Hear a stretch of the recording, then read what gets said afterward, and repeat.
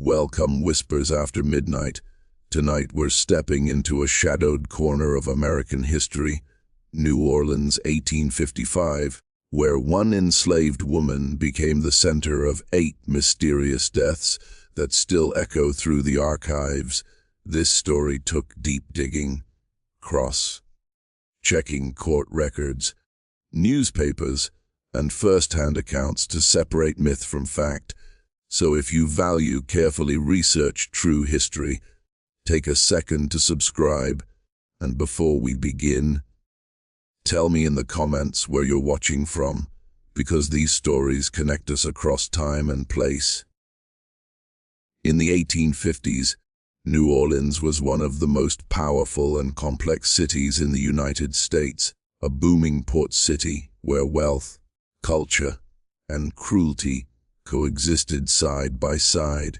As the largest slave market in the Deep South, the city functioned as a central hub for the buying, selling, and hiring out of enslaved people. Ships arrived daily along the Mississippi River carrying cotton, sugar, and human lives, while auction houses operated openly just blocks from elegant homes, churches, and theaters. Slavery here was not hidden on distant plantations alone, it was woven directly into urban life. Unlike rural plantations, slavery in New Orleans often took place inside private homes. Enslaved women were commonly forced into roles as cooks, maids, nurses, and personal attendants, working in close physical proximity to their enslavers. This closeness created an environment of constant surveillance, control, and vulnerability, where punishment could be immediate and severe, but resistance, if it happened, had to be quiet. The city's legal system was designed to protect slaveholders, not the enslaved, and any accusation against a white citizen was filtered through racial bias and fear of rebellion. At the same time, New Orleans was a city of contradictions. It had free black communities, European immigrants, strict racial laws, and deep anxieties about uprisings like the Haitian Revolution still fresh in public memory. Illness was common: yellow fever, cholera, and tuberculosis swept through households regularly, making unexplained deaths both familiar and suspicious. In this tense, crowded, and unequal world, the stage was set for a story that would later be described as one of the darkest chapters in the city's history. Slavery in urban households, especially in a city like New Orleans, operated very differently from plantation slavery, yet it was no less brutal. Enslaved people, particularly women, were embedded inside the private lives of white families. They cooked meals, cleaned rooms, cared for children, washed clothes, and often slept only steps away from the people who owned them. This forced intimacy meant there was no separation between labor and captivity. Every moment of the day and night was controlled. Enslaved women in households were subject to constant scrutiny and frequent punishment, often for minor or imagined offenses. Mistresses held immense power over them, enforcing discipline that could include beatings, starvation, confinement, or being sold away from family. Because these abuses happened behind closed doors, they were rarely documented or questioned. At the same time, enslaved domestic workers were expected to maintain the health and comfort of the household, preparing food and medicine, tasks that required trust. Even as the system itself was built on violence and fear, this environment created deep tension. Enslaved women had intimate knowledge of household routines, diets, illnesses, and vulnerabilities, yet had no legal voice or protection. Resistance, when it occurred, had to be subtle, slowed work, feigned illness, sabotage, or silence. Any open defiance could mean death or worse. In cities like New Orleans, where disease was common and medical understanding was limited, the line between natural illness and intentional harm was dangerously thin. Within these urban homes, power was absolute, suffering was hidden, and the conditions existed for tragedies that history would struggle to fully explain. At the center of this story is a woman whose name has been largely erased by history, a reality that reflects the broader cruelty of slavery itself. Enslaved people were often documented only as property, not as individuals, and when they appeared in records, it was usually through accusations, bills of sale, or punishment logs. In this case, the woman accused of being connected to 8 deaths survives in the archives without a clear voice, identity, or personal testimony of her own. What is known is that she was an enslaved domestic worker, likely serving in multiple households over a span of years. Her labor placed her inside kitchens, sick rooms, and private family spaces, areas where trust was demanded but humanity was denied. She would have been responsible for preparing meals, administering home remedies, and caring for mistresses during illness, all while living under constant threat of violence or sale. Any mistake, real or perceived, could result in brutal punishment. The accusations against her emerged gradually as deaths accumulated and suspicions grew.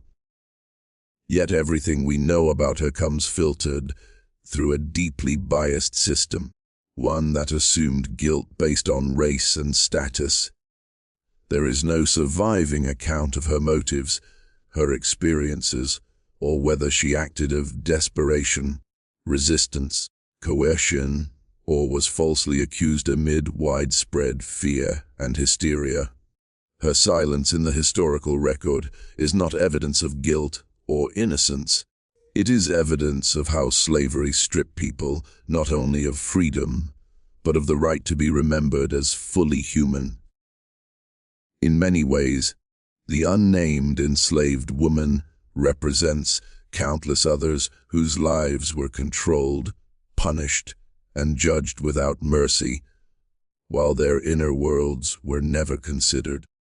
Her story forces us to confront not just the deaths associated with her name, but the system that made such a story possible, and then left it incomplete. Inside enslavers' homes, power was absolute and deeply personal. Unlike plantation settings where authority was enforced by overseers and distance, urban household slavery placed enslaved women directly under the daily control of mistresses and masters. Every action, when to wake, how fast to work, when to eat, when to sleep, was dictated by someone else. There was no privacy, no autonomy, and no safe space. The home, often imagined as a place of comfort, became a site of constant tension and domination. Mistresses, in particular, wielded enormous unchecked authority over enslaved domestic workers. They could order punishment on a whim, accuse without evidence, and demand emotional as well as physical labor.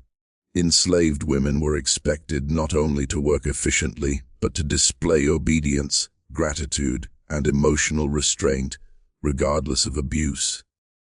Jealousy, paranoia, and resentment often fueled mistresses' behavior, especially in households where enslaved women were young or relied upon heavily. Any perceived disrespect could result in violence, isolation, or being sold away. At the same time, enslaved women occupied a dangerous contradiction of power. While legally powerless, they were entrusted with intimate responsibilities, preparing food, caring for the sick, handling medicine, and managing daily routines. This closeness created fear among enslavers, who depended on those they oppressed. Trust was required, but suspicion never disappeared. In a society obsessed with control, this imbalance produced anxiety, cruelty, and repression. These power dynamics turned the household into a pressure chamber. Resistance could not be open, and survival often depended on silence. Whether the accused woman acted with intent or was caught in a web of fear and blame, the unequal power inside the home shaped every outcome. The deaths that followed cannot be separated from this environment, where domination was normalized and humanity was denied. What first drew attention in this case was not a single shocking event, but a troubling pattern that unfolded over time. In several households, mistresses fell ill under similar circumstances, often after meals or during periods of routine domestic care, and their conditions worsened rapidly. Symptoms described in surviving records included severe stomach pain, vomiting, weakness, and sudden decline. In a city where disease was common, one death might not raise alarm, but repeated illnesses connected by the same enslaved domestic worker began to stir suspicion. Mid-19th century New Orleans was plagued by yellow fever, cholera, dysentery, and other deadly illnesses.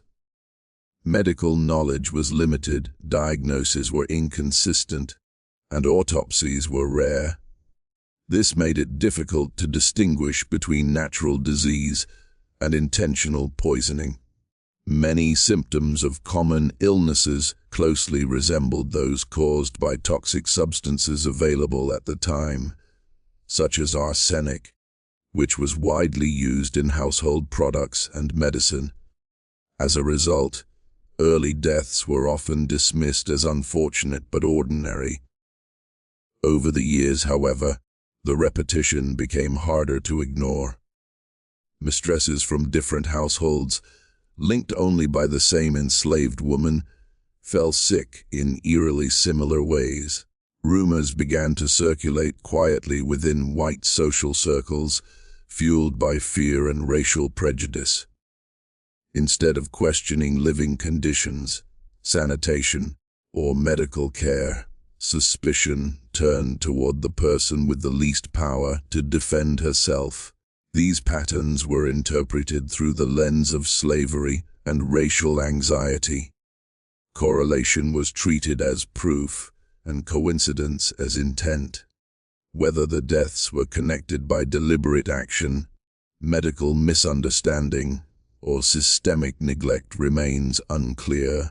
What is certain is that the growing pattern of illness transformed private tragedies into a public crisis, one shaped as much by fear and bias as by facts.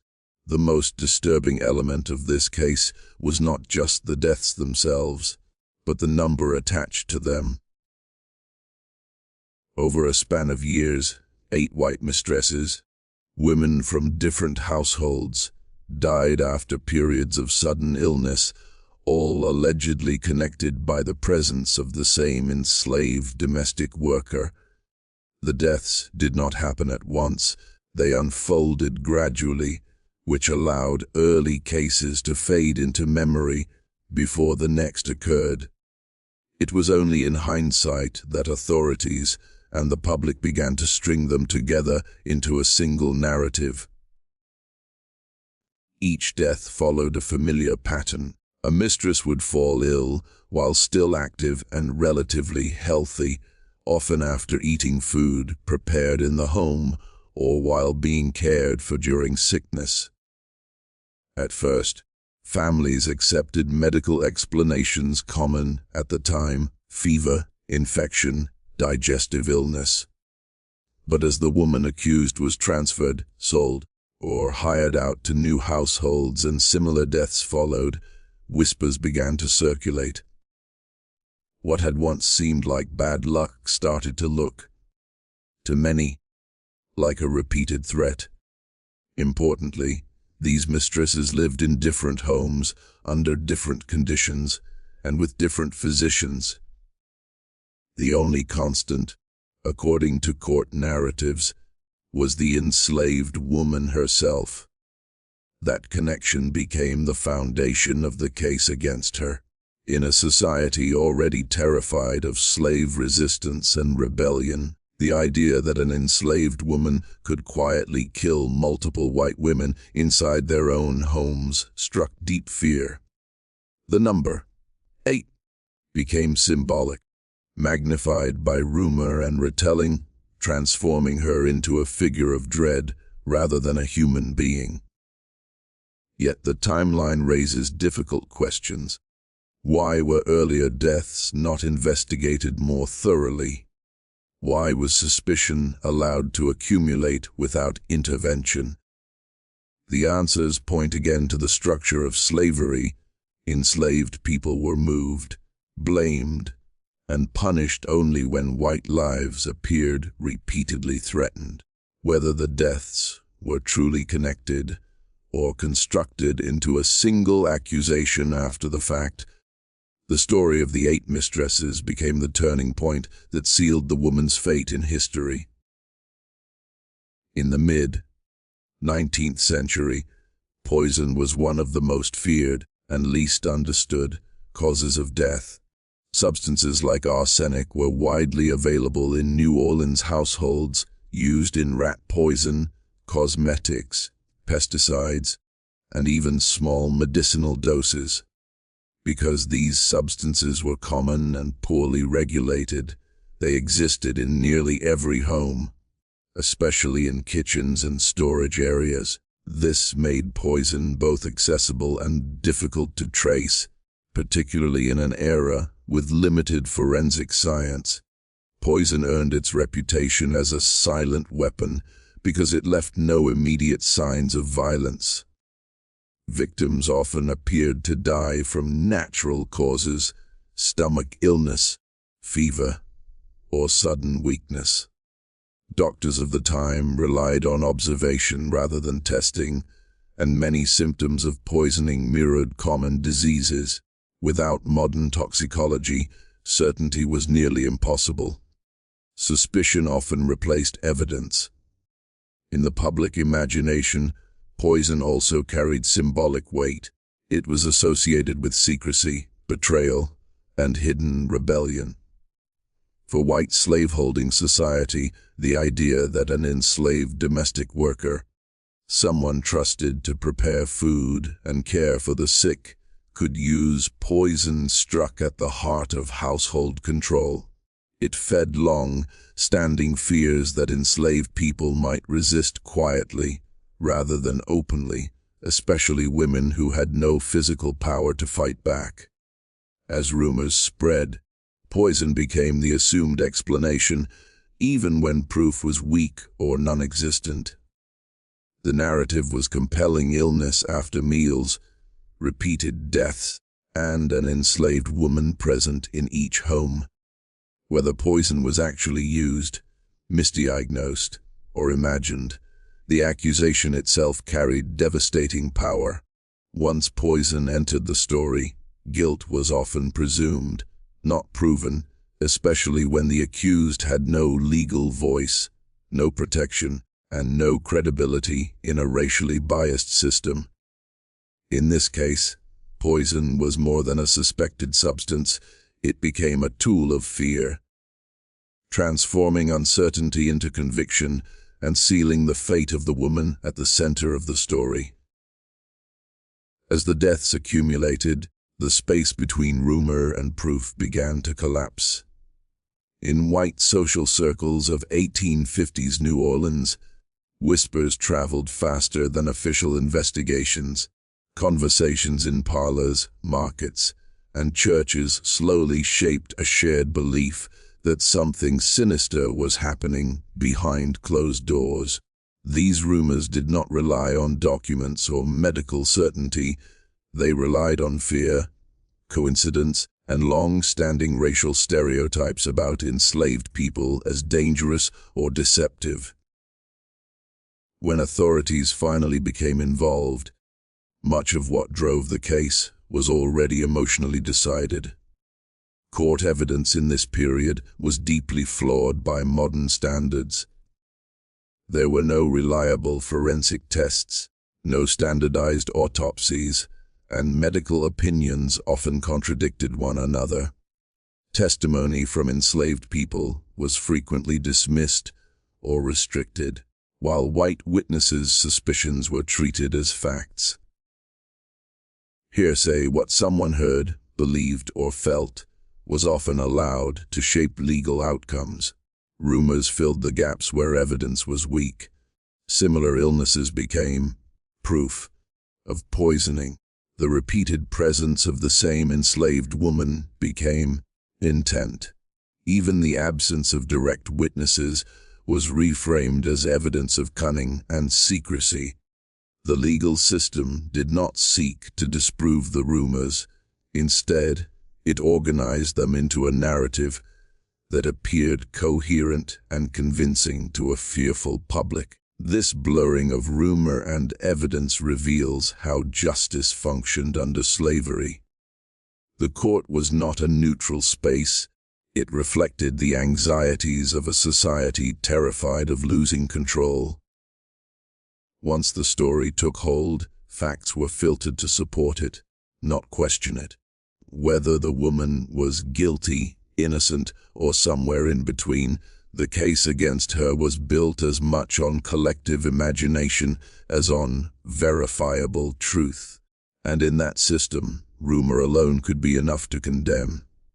Medical science in the 1850s was limited, inconsistent, and often influenced by social bias rather than evidence.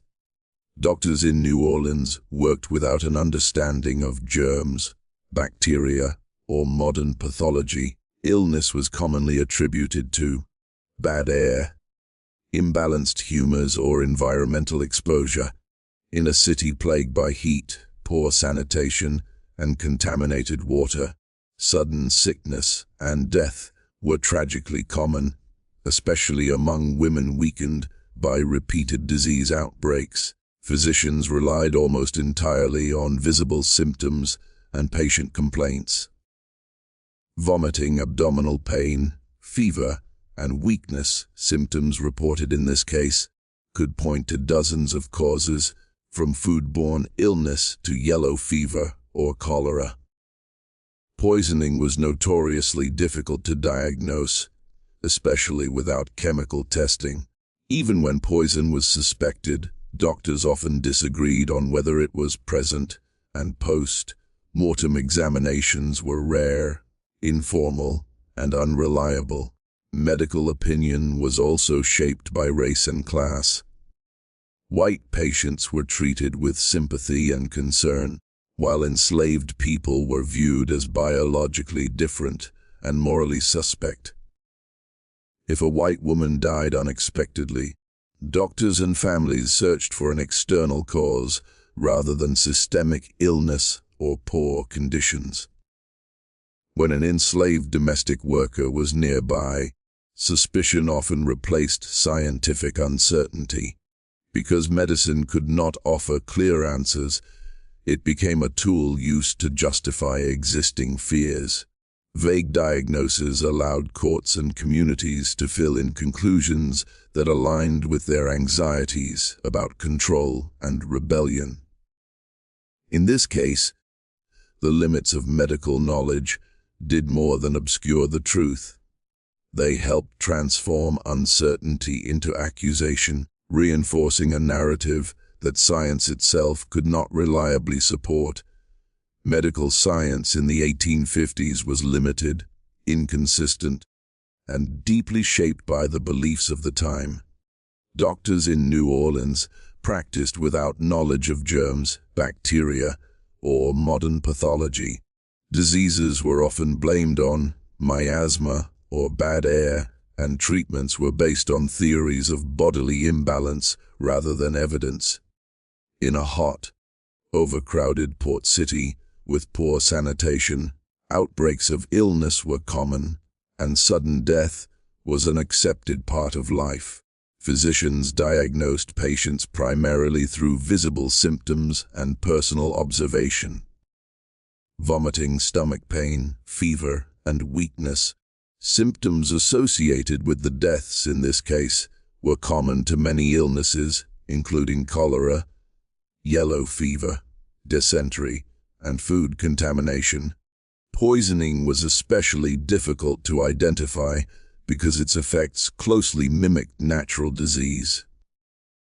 Chemical testing was primitive, rarely used, and often unavailable, making definitive conclusions nearly impossible. Autopsies, when performed at all, were informal and inconsistent. Medical opinions frequently conflicted, and a doctor's interpretation could vary depending on the patient's social status.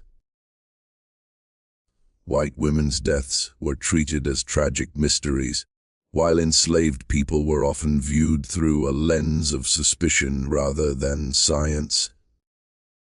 If an enslaved domestic worker was present in the household, uncertainty could quickly turn into blame.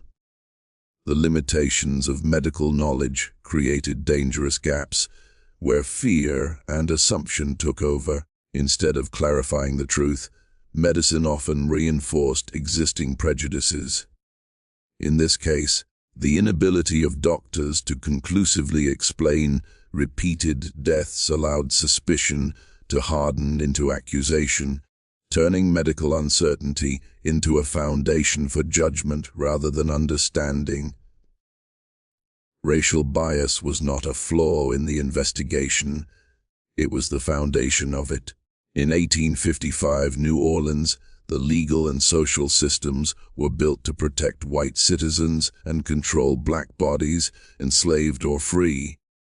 From the moment suspicion arose, the enslaved woman was not treated as a person whose actions needed to be proven, but as a threat that needed to be contained. Her race and enslaved status shaped every assumption made about her guilt. Investigators approached the case with a predetermined hierarchy of credibility. White mistresses, doctors, and neighbors were believed without question, even when their claims were based on fear or hearsay. The accused woman, by contrast, had no legal standing to testify freely in her own defense. Her words, if recorded at all, were filtered through white intermediaries, often under coercion or threat of punishment. Silence was interpreted as guilt, emotion was interpreted as deception. Racial stereotypes also influenced how evidence was interpreted. Coincidence became intent, and survival became suspicion. The idea that an enslaved woman could move between households where death followed her presence fit neatly into white anxieties about rebellion and betrayal. Rather than investigating broader conditions, poor sanitation, contaminated food supplies, or medical error, authorities focused narrowly on the person with the least power. This bias ensured that the investigation sought confirmation, not truth. Once the narrative of a dangerous, enslaved woman took hold, every detail was forced to support it. Justice, in this context, was never impartial.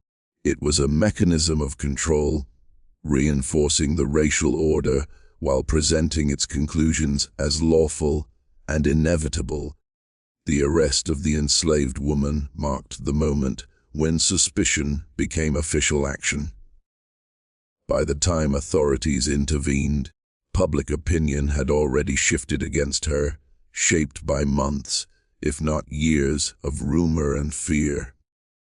She was taken into custody not on the basis of a single witnessed act, but on a pattern constructed after the fact. In a society where enslaved people were legally considered property, her arrest required little justification beyond white concern. Interrogation practices in the 1850s offered no protection for the accused, especially someone enslaved. Questioning was often conducted without legal counsel, under threat, and sometimes through physical or psychological coercion. Enslaved people could be pressured to confess, not to uncover truth, but to bring closure to white anxiety. Any statement she made could be twisted, selectively recorded, or used against her, while any denial could be dismissed as lies. Language barriers, fear of punishment, and the constant threat of violence shaped every response she gave. Interrogators were not seeking her perspective or lived experience. They were seeking confirmation of a narrative already formed. Even contradictions in testimony were interpreted as proof of deception, rather than confusion or terror. The arrest and interrogation did not level the playing field, they erased it entirely. From that point forward, the outcome was less about evidence and more about maintaining social order. The process itself became a tool of control, demonstrating that once an enslaved person was marked as dangerous, the system moved swiftly to silence them, not understand them. The public reaction to the case was swift and deeply emotional, fueled by fear rather than facts. In New Orleans, news of the arrests and accusations spread rapidly through newspapers, word of mouth, and social gatherings.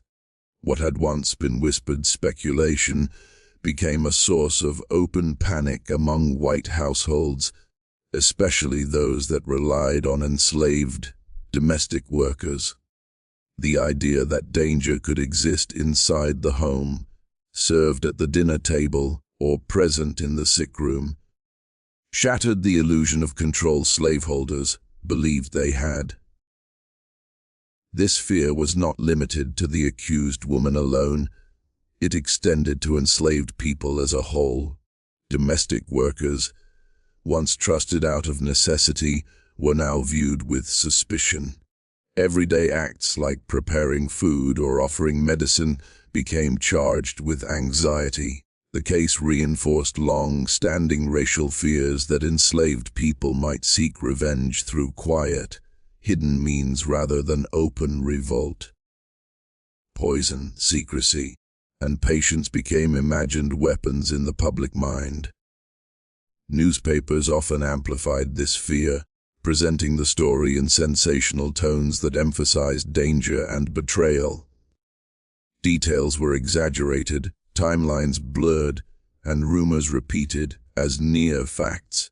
The woman at the center of the case was transformed into a symbol rather than a person, used to warn, frighten, and justify harsher control over enslaved populations. This reaction served a purpose. Public fear helped validate the harshness of slavery by framing it as necessary for safety. Instead of questioning the system that produced such desperation, society focused on punishing one individual. In doing so, collective anxiety drowned out nuance, and the public response ensured that sympathy, if it existed at all, had no space to survive. The trial that followed was less a search for truth and more a formal confirmation of what many already believed. Court records from the period are fragmented, incomplete, and heavily biased, reflecting a legal system designed to preserve slavery rather than deliver justice. Proceedings involving enslaved defendants were often rushed, conducted behind closed doors, or summarized briefly without detailed transcripts. What survives on paper tells us more about the priorities of the court than about the accused herself. Evidence presented at trial relied largely on circumstantial connections, repeated deaths, similar symptoms, and the accused woman's presence in multiple households. Medical testimony was inconsistent and speculative, offering possibilities rather than certainty. Rumors that had circulated for years found their way into the courtroom, reframed as credible suspicion. Meanwhile, the woman's ability to defend herself was almost non-existent. Enslaved defendants had limited or no right to legal representation, and their testimony carried little weight against white witnesses. The outcome, whatever its exact legal wording, reflected the racial order of the time. Punishment of an enslaved person served as reassurance to white society that control had been restored.